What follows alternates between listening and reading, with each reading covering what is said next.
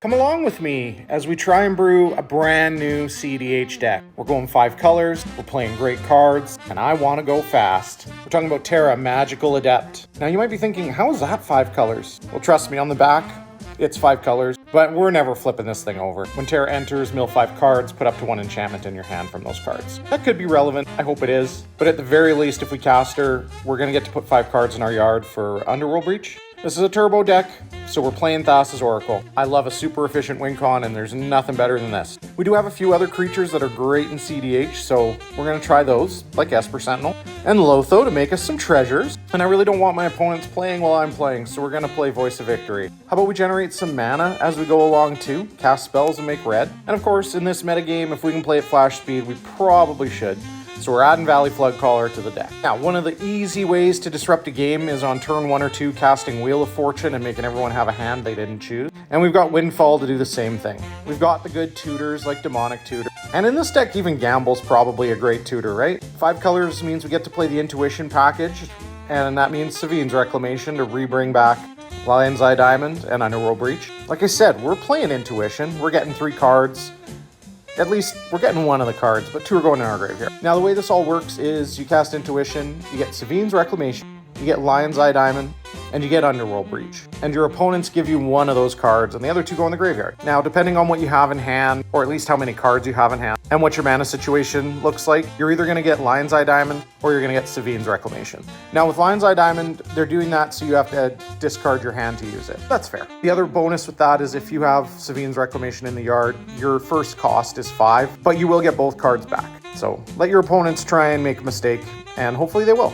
But none of it's really a mistake if you're going for it. Now, I love the Siege the Mirror. I think this is such a cool card. The bargain effect of sacrifice a token or an enchantment or an artifact, so you get to cast what you find if it's a 4 mana card or less, is really good. You're probably going to get Underworld Breach with this a lot of the time. But just in case you don't, I'm a big fan of Song of Creation, and I want to try it in a 5-color turbo deck. You get an additional land drop on each of your turns, which is, you know, whatever. But you also get to draw 2 cards every time you cast a spell. The only downside is if your turn ends, you discard your hand. The card is still nuts and really fun to play, and frankly, one of the reasons to go into 5-color in my opinion. We do have a sick board wipe with Culling Ritual. We're going to end up with so much black mana when we use this that we'll be able to cast the best card in the deck, or at least probably the most efficient card in the deck.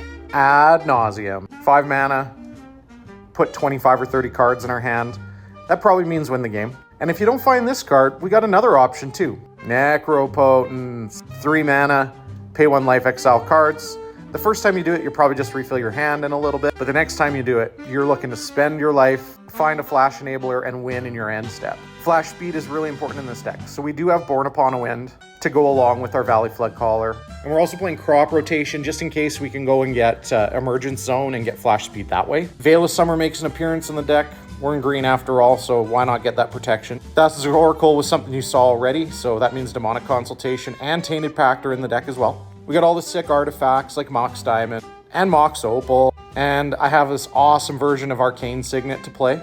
We are at Tutors Aplenty in the deck, of course. This is a turbo deck after all, so we're playing Wishclaw Talisman. And just in case we have to grind it out a little bit, it's very easy to tutor for Rhystic Study and play the Do You Pay the 1 game. And everyone likes that, right? So if you like going fast and you like Final Fantasy, you want to play all the cool cards that you can in cEDH, I think Terra's worth a build. Now, if you want to see the full list, there's a link to my Mox field in the comments.